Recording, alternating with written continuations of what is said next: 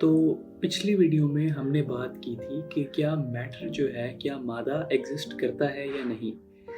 और हमने without any demonstrative proof इस बात को मान लिया था कि हाँ, मैटर एग्ज़िस्ट करता है। और उसकी रीज़न्स क्या थी? वो रीज़न्स ये थी कि नंबर 1, मैटर की एग्ज़िस्टेंस को एक्सेप्ट करना हमारे बिलीफ सिस्टम को सिंपल बनाता है। ठीक है? अगर हम बोलें कि लाइफ जो है वो एक सिर्फ ड्रीम है, तो इसको भी आप प्रूव भी नहीं कर सकते और डिसप्रूव भी नहीं कर सकते। लेकिन ये ख़्याल एक बहुत ही कॉम्प्लिकेटेड सा ख़्याल है, और अगर आप मैटर की एग्जिस्टेंस को मान लें, एक्सेप्ट कर लें, तो जो हमारा अंडरस्टैंडिंग है, जो हमारा एनवायरनमेंट की जो हमारी समझ है और जो हमारा बिलीफ सिस्टम है, वो काफ़ी सिंपल हो जाता है। और नंबर 2, वो कोहेरेंट भी हो जाता है। और तीसरी रीज़न ये कि मैटर की इंडिपेंडेंट एग्जिस्टेंस जो है वो एक इंट्रिंसिक बिलीफ है, यानी कि आप उसके ऊपर लॉजिकली नहीं पहुंचे, तो वो शुरू से ही आपके अंदर था। तो बर्टन रसल ये कहते हैं कि जो इंट्रिंसिक बिलीफ है ना, अगर आप उनको डिसरिगार्ड कर देंगे तो आपके पास कुछ बचेगा नहीं पीछे, फिर कोई बेस नहीं होगी जिसके ऊपर आप किसी भी चीज़ को जान सकें। तो हमने क्या करना है, हमारा पर्पस ये है कि हम इन इंट्रिंसिक बिलीफ्स को जानेंगे। और कभी कभार इस तरह होता है कि इन इंट्रिंसिक बिलीफ्स के साथ कुछ दूसरे बिलीफ्स जो कि इंट्रिंसिक नहीं होते लेकिन वो मिक्स हो जाते हैं, और उसकी वजह से जो है ना कॉन्ट्रडिक्शंस आ जाती हैं। जब आप फर्दर इंक्वायरी करते हैं चीज़ों के अंदर, तो सिस्टम के अंदर जो है कॉन्ट्रडिक्शंस आ जाती हैं, और वो बेसिकली यानी कि गलत चीज़ें होती हैं वो। तो हमने उनको जानना है कि वो क्या गलत है, और हमने सही बात तक और सच तक हमने पहुंचना है। तो अब हम बात करेंगे कि मैटर की नेचर क्या है। इसलिए पहले हमने ये तो मान लिया कि भाई ठीक है, मैटर एग्जिस्ट करता है। अब हमने पहली वीडियो में 2 सवाल पूछे थे कि क्या मैटर एग्जिस्ट करता है, एंड नंबर 2 कि इसकी नेचर क्या है। तो अब हम नेचर के ऊपर बात करते हैं। तो साइंस ये कहती है कि हर चीज़ मोशन में है। For example light, heat, sound, ये सारे जो है मोशन है। साइंस जो है मैटर को 2 प्रॉपर्टीज़ देती है, और वो 2 प्रॉपर्टीज़ क्या हैं? वो 2 प्रॉपर्टीज़ ये हैं कि नंबर 1 जो है उसकी एक स्पेस के अंदर पोजीशन है, यानी ये पेंसिल है मेरे पास, तो ये पूरी जो स्पेस है इसमें इसकी ये पोजीशन है, ये यहाँ पे है। सेकंड ये कि इसका एक वेव मोशन है। ये 2 प्रॉपर्टीज़ हैं। अब साइंस ये डिनाई नहीं करती कि इसकी कोई और प्रॉपर्टीज़ नहीं हो सकती हैं बिल्कुल, लेकिन उससे साइंस का कोई ताल्लुक नहीं है, क्योंकि वो प्रॉपर्टीज़ साइंस को किसी भी वे में हेल्प नहीं करती। अब जो है लाइट की बात कर लेते हैं। लाइट में देखने की बात यह है कि एक होती है लाइट जो हमें नज़र आती है, और एक लाइट है जो असल में, हमने बात की थी ना अपीयरेंस एंड रियलिटी की, सेंस डेटा की और जो उसके पीछे ऑब्जेक्ट है उसकी। तो बर्टन रसल ये कहते हैं कि ये लाइट जो है कि हमें जिस तरह फील हो रही है, अब साइंस तो ये कहती है कि भाई लाइट जो है वो वेव मोशन है, लेकिन जब हम लाइट को देखते हैं और हम एक्सपीरियंस करते हैं लाइट को, तो हमें वेव्स तो नज़र नहीं आती, ना हम वेव्स को फील करते हैं। ठीक है, आपने अगर किसी ब्लाइंड इंसान को लाइट समझानी हो, लाइट का कॉन्सेप्ट समझाना हो या लाइट का एक्सपीरियंस समझाना हो, तो आप उसको वेव मोशन, ठीक है, बता सकते हैं कि लाइट वेव मोशन है, आप उसको वेव्स समझा देंगे पानी के हिसाब से, फील आप उसको करा देंगे वेव्स किस तरह होती हैं, ठीक है, आप उसको फ्रीक्वेंसी जो भी सब कुछ है वो आप बता देंगे। लेकिन जो लाइट आप एक्सपीरियंस करते हैं, जो लाइट आपको फील होती है, वो आप कभी भी उस ब्लाइंड इंसान को एक्सप्लेन कभी भी नहीं कर सकते। ठीक है, तो ये एक्सपीरियंस जो है ये आपकी प्राइवेट स्पेस के अंदर है। और लाइट किस तरह काम कर रही है? लाइट इस तरह काम कर रही है कि जो वेव मोशन है वो आपकी आंखों को स्टिमुलेट करता है, और फिर जो हम लाइट फील कर रहे हैं वो इन रिजल्ट आती है। तो in reality on ground outer world जो है, यानी कि एक आपका इनर वर्ल्ड हो गया जिसमें आपको चीज़ें एक्सपीरियंस हो रही हैं, और एक आउटर वर्ल्ड है जिसमें जो हमने बात की थी कि असली ऑब्जेक्ट।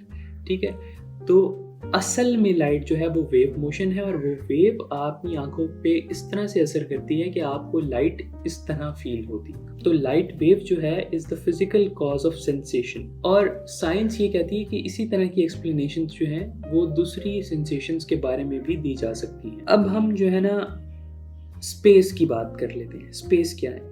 स्पेस में बर्ट्रैंड रसल ने 3-4 पॉइंट्स बताए हैं, उनकी डेप्थ मुझे इस तरह से समझ नहीं आई, ठीक है, लेकिन वो मैं बता देता हूँ वो क्या है, ठीक है। अब वो ये कह रहे हैं कि it is essential to science for matter to be in a space, but that space can not be same space as the one we see and feel. Matter को स्पेस में ही होना चाहिए, लेकिन जो स्पेस हम देख रहे हैं और फील कर रहे हैं, जो रियल स्पेस है वो ये वाली स्पेस नहीं है।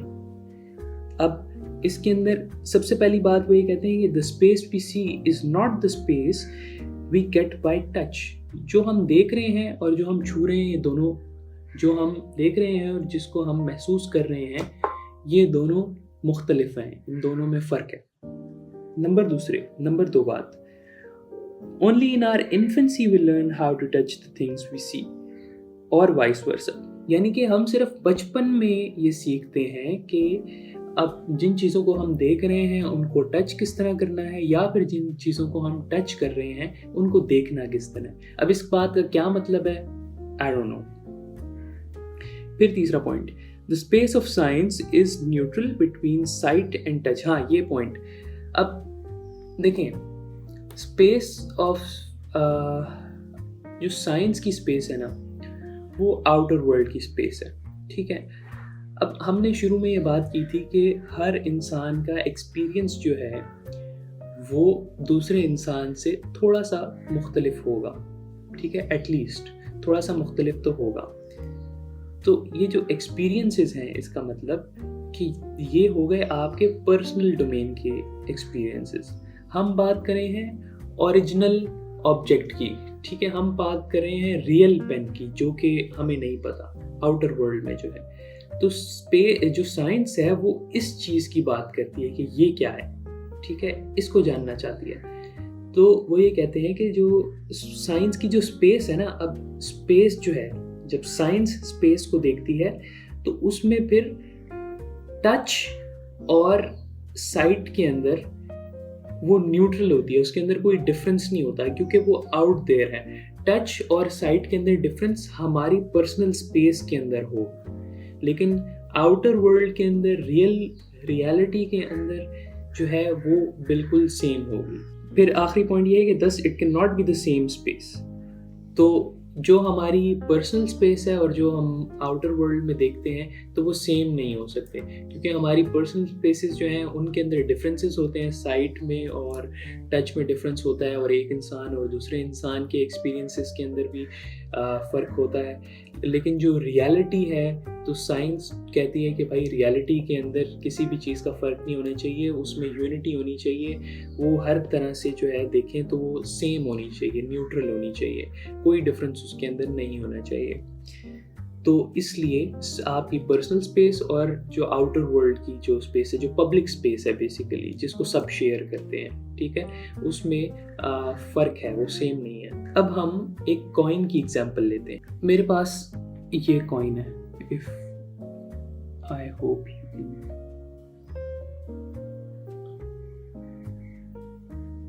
ठीक है। अब इस कॉइन को जब मैं देखता हूँ, ये कॉइन जो है सिर्फ सर्कुलर, सामने से ही सिर्फ ये सर्कुलर नज़र आ रहा है। अगर मैं इसको यहाँ से देखूँ तो ये सर्कुलर नहीं नज़र आ रहा मुझे, अगर मैं इसको ऐसे देखूँ तो भी ये सर्कुलर नज़र नहीं आ रहा मुझे, अगर मैं इसको ऐसे देखूँ तो भी ये मुझे सर्कुलर नहीं नज़र आ रहा। जब मैं इसको ऐसे देखता हूँ, सिर्फ तब जो है ये मुझे सर्कुलर नज़र आता है, और हम कहते हैं कि कॉइन की असल जो शेप है वो है सर्कुलर। तो साइंस का ताल्लुक जो है वो सिर्फ इस रियल शेप से है, बाकी आपको जिधर से जो भी नज़र आ रहा है तो उससे साइंस का कोई ताल्लुक नहीं है। तो अब यहाँ पे हमारे पास दो कॉन्सेप्ट आ गए हैं, एक है पब्लिक स्पेस का और एक है प्राइवेट स्पेस का। पब्लिक स्पेस जो है, या प्राइवेट स्पेस से पहले शुरू करते हैं। प्राइवेट स्पेस हम सबकी अपनी स्पेस है, यानी कि जिसमें हमें जो स्पेस हम पर्सनली फील करते हैं, ठीक है। प्राइवेट के अंदर आपके सारे एक्सपीरियंसेस आ जाते हैं, वो आपके अपने प्राइवेट हैं, वो आपके दूसरे लोगों से डिफरेंट होंगे, ठीक है। लेकिन पब्लिक जो है वो ऐसी जगह है पब्लिक स्पेस जो है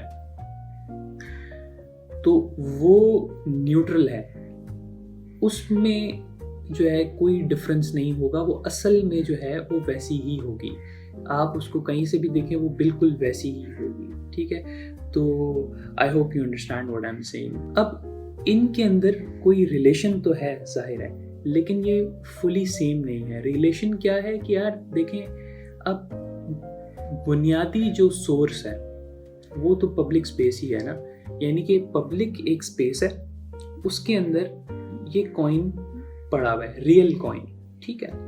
अब सारे लोग हैं रूम में, अब वो इसको देख रहे हैं, ठीक है, ये सेंस डाटा एमिट कर रहा है और वो सारे लोग इसको देख रहे हैं। अब उनको जो जो कॉइन नज़र आ रहा है वो उनका प्राइवेट एक्सपीरियंस है, लेकिन इसकी सोर्स जो है वो पब्लिक स्पेस ही है और पब्लिक कॉइन ही है, ठीक है।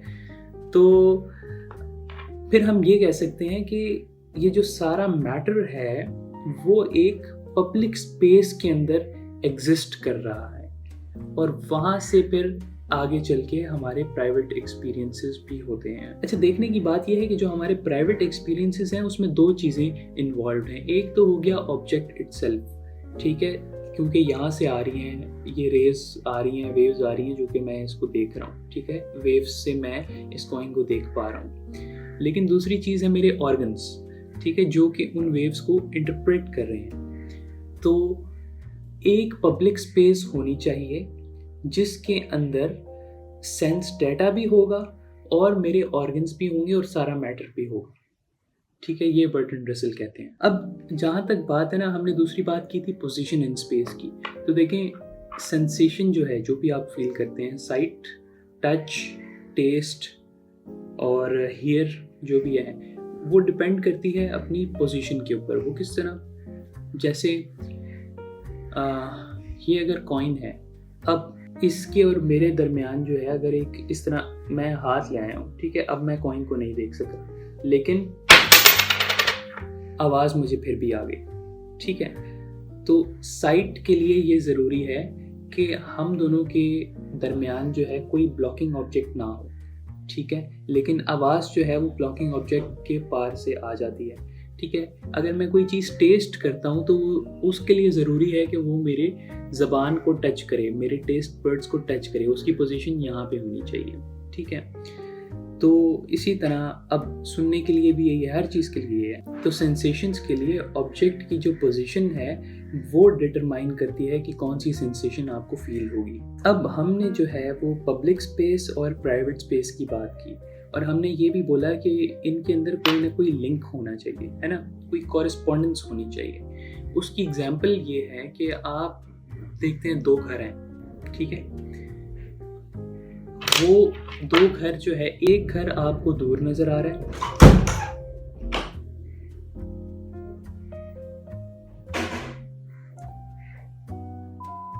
एक घर जो है वो आपको दूर नजर आ रहा है और एक घर आपको करीब नजर आ रहा है।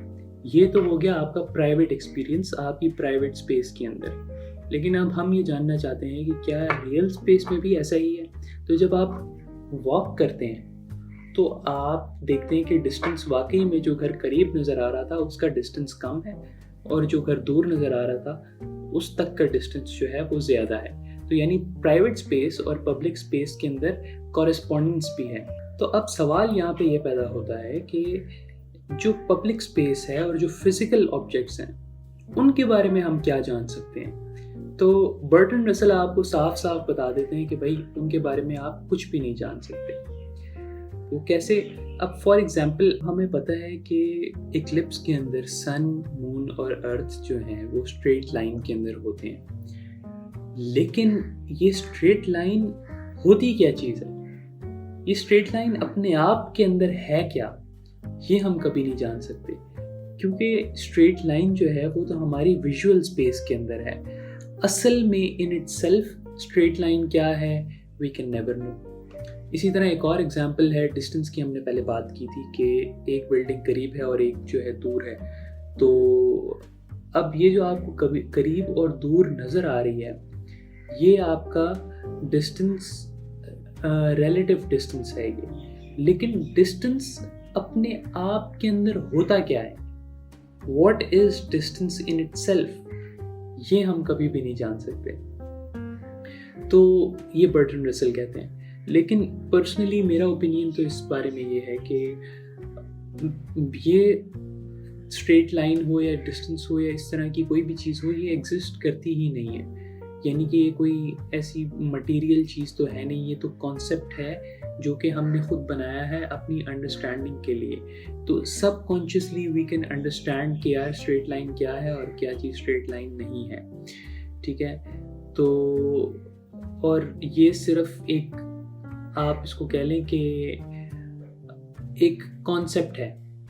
जैसे स्ट्रेट लाइन के अंदर एक लकीर भी हो सकती है, लेकिन उस स्ट्रेट लाइन में एक पाइप भी हो सकता है जो स्ट्रेट लाइन में जा रहा हो, ठीक है। जब बच्चे लाइन में खड़े होते हैं स्कूल की बस के लिए, तो वो भी स्ट्रेट लाइन होती है, ठीक है। बच्चों को सिखाया जाता है कि stand in a straight line, तो वो भी एक स्ट्रेट लाइन ही है। तो बेसिकली इट्स अ कॉन्सेप्ट जिसमें कोई भी चीज़ जो है वो स्ट्रेट हो और अपनी साइडों से बाहर ना जा रही हो, ठीक है। तो इसको मैं कॉन्शियसली हो सकता है एक्सप्लेन ना कर सकूँ, लेकिन सब consciously we all know it.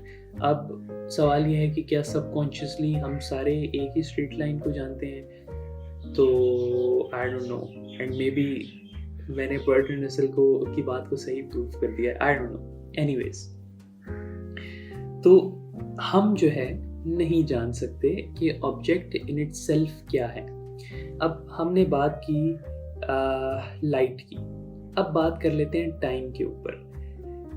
तो टाइम के अंदर भी टाइम जो है वो ड्यूरेशन से मेजर किया जाता है, ठीक है। अब टाइम के अंदर भी वही पब्लिक और प्राइवेट का कॉन्सेप्ट आता है। आपका जो प्राइवेट टाइम है वो पब्लिक टाइम से डिफरेंट हो सकता है। वो इस तरह के, जब आप कोई चीज़ ऐसी चीज़ कर रहे होते हैं जिसको आप इंजॉय करते हैं, तो टाइम आपको ऐसा महसूस होता है कि यार बहुत जल्दी गुजर रहा है, बहुत जल्दी 1 घंटा गुजर गया, 2 घंटे गुजर गए। जब आप सीरीज़ कोई देख रहे होते हैं तो टाइम बहुत जल्दी गुजर जाता है। लेकिन प्लैंक्स करते वक्त जो है ना, आपको एक एक सेकंड जो है वो काफ़ी 1-1 मिनट के बराबर लगता है। या कोई भी इस तरह की चीज़ जो कि आप नहीं करना चाहते, या कोई हार्ड वर्क है जिसमें आपका इंटरेस्ट नहीं है, तो वो करते हुए आपको ऐसा लगता है कि टाइम तो गुजर ही नहीं रहा, बहुत स्लो है। लेकिन इन रियलिटी जो है टाइम अपने हिसाब से ही गुजरता है। जब आप सीरीज़ देख रहे होते हैं तब भी टाइम उसी हिसाब से गुजर रहा होता है, और जब आप प्लैंक्स कर रहे होते हैं तो तब भी टाइम जो है उसी हिसाब से ही गुजर रहा होता है। तो ये पब्लिक और प्राइवेट टाइम है। लेकिन बर्ट्रैंड रसल ये कहते हैं कि पब्लिक और प्राइवेट टाइम में ये डिफरेंस तो है, लेकिन ऑर्डर ऑफ टाइम के अंदर जो है, ऑर्डर आपका पब्लिक और प्राइवेट वो सेम ही रहता है। यानी कि जो चीज़ पास्ट में हुई थी वो आपकी मेमोरी में भी पास्ट में ही होगी, और जो चीज़ प्रेजेंट में है वो आपकी मेमोरी में भी, यानी कि आपकी प्राइवेट स्पेस और पब्लिक में ऑर्डर उसका सेम रहेगा। और ऑर्डर का ये मतलब हरगिज़ नहीं है कि एक order of sequence. For example, जब बिजली कड़कती है, ठीक है, तो आप देखते हैं कि भाई आसमान में बिजली कड़की, लाइटनिंग हुई, ठीक है, और आवाज़ आई। तो लाइटनिंग पहले हो जाती है और आवाज़ जो है बाद में आती है। वो इसलिए क्योंकि साउंड को वहाँ से हमारे कानों तक ट्रैवल करने में टाइम लगता है। लेकिन तो ये ऑर्डर आपका परसीव्ड ऑर्डर हो गया, लेकिन ज़रूर ऐसा असल में नहीं होता। असली में साउंड जो है उसी वक्त ही जनरेट हो जाती है जिस वक्त लाइट आती है, लेकिन वो आपके कानों तक बाद में पहुंचती है। तो पब्लिक के अंदर जो है साउंड उसी वक्त ही जनरेट हुई। इसी तरह अगर हम सन की एग्जांपल ले लें तो लाइट को जो है 8 मिनट्स लगते हैं सन से यहाँ तक ट्रैवल करने के अंदर, ठीक है, डिस्टेंस इतना ज़्यादा है। तो जब आप सन देख रहे होते हैं तो वो 8 मिनट पहले वाला जो सूरज था उसकी लाइट आ रही होती है जो आपकी आंखों में आ रही होती है। तो आप जब भी सूरज को देखते हैं आपको 8 मिनट पुराना सूरज नज़र आ रहा होता है, ठीक है। अब हो सकता है कि अभी आप सूरज देख रहे हैं और ऐसा भी हो सकता है कि सूरज उस वक्त तबाह हो गया हो, लेकिन आपको पता नहीं चलेगा क्योंकि 8 मिनट पहले तक वो वहाँ पे ही था, ठीक है। आपको 8 मिनट बाद, तबाह होने के 8 मिनट बाद वो वाली लाइट आपकी आंखों तक पहुँचेगी और फिर आपको पता चलेगा कि सूरज तबाह हो गया। लेकिन अगर सूरज तबाह हो जाएगा तो लाइट पहुँचेगी नहीं, वो एक अलग बात है। तो अब ऑर्डर जो है वो हमने बात की कि टाइम के अंदर ऑर्डर सेम रहता है और ऑर्डर जो है वो स्पेस के अंदर भी सेम रहता है। फॉर एग्जांपल, अगर एक रेजिमेंट मार्च कर रही है एक रोड के ऊपर, तो वो आपको अपीयर तो डिफरेंट होगी डिफरेंट एंगल से, लेकिन उसका ऑर्डर आपको हमेशा सेम ही नज़र आएगा। अब जो चीज़ें हमने फिज़िकल स्पेस के बारे में डिस्कवर की हैं, वही चीज़ें जो हैं तकरीबन ऑब्जेक्ट्स के ऊपर भी अप्लाई करती हैं। ठीक है, वो किस तरह? वो इस तरह के, जैसे मुझे ये 2 पेन नज़र आ रहे हैं, ठीक है? एक है ग्रीन और एक है रेड। अब ग्रीन रेड से डिफरेंट है। अब वो क्या चीज़ है जो इस रेड पेन को रेड बनाती है और इस ग्रीन पेन को ग्रीन बनाती है? ठीक है, ये हम नहीं जान सकते कभी भी। आप इसमें ये कहेंगे कि यार ये तो लाइट उसकी वेव्स की वजह से होता है, वेव्स की वजह से जो है इसकी वेव्स अलग हैं और इसकी वेव्स अलग हैं, इसलिए मुझे ग्रीन नज़र आती है, ये रेड नज़र आती है। लेकिन देखने की बात ये है कि वो वेव्स जो हैं वो तो पब्लिक स्पेस के अंदर हैं, वो तो फिज़िकल स्पेस के अंदर हैं, और फिज़िकल स्पेस को तो हम जानते ही नहीं हैं, तो हम उन वेव्स को भी नहीं जान सकते जो फिज़िकल स्पेस के अंदर हैं। तो इसलिए वो प्रॉपर्टी अपने आप में क्या है जो इन पेन्स के कलर को डिफरेंट बनाती है, वो हम नहीं जान सकते। और यही बात जो है ये दूसरे सेंस डाटा के बारे में भी कही जा सकती है।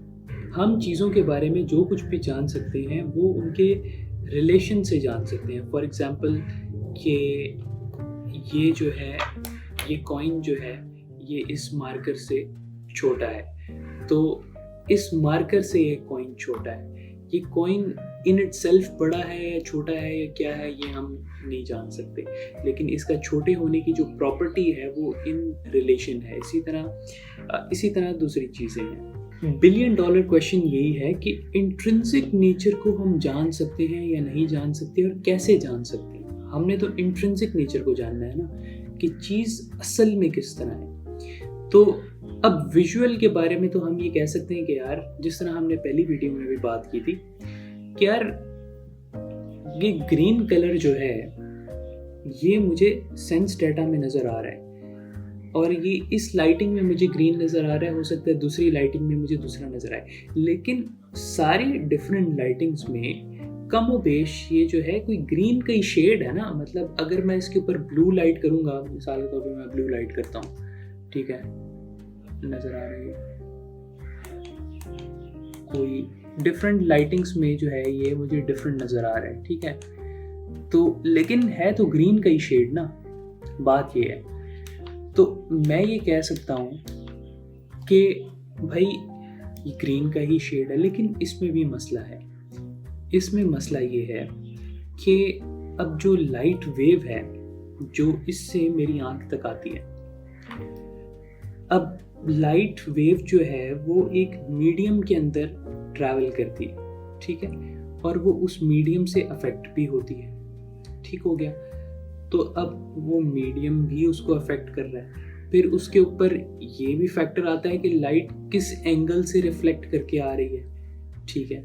अब इसमें एक और बात यह है कि अगर किसी ऑब्जेक्ट के ऊपर रिफ्लेक्शन जो है इतनी ज़्यादा हो तो वो उस ऑब्जेक्ट का असली कलर ही जो है वो उसमें चला जाता है। फॉर एग्जांपल अगर आप टेबल पे वाइट लाइट मारें तो एक ऐसा स्पॉट होगा जिस पे इतनी ज़्यादा रिफ्लेक्शन होगी वाइट लाइट की कि वहाँ पे आपको सिर्फ वाइट स्पॉट ही नज़र आ रहा होगा, टेबल का जो अपना कलर है वो नज़र नहीं आ रहा होगा। तो अब इन सारी चीज़ों में इतनी मिलावट हो गई है इस लाइट में जो हमें नज़र आ रही है, तो हम क्या ये कह भी सकते हैं कि भाई इसका अपना भी कोई कलर है भी कि नहीं।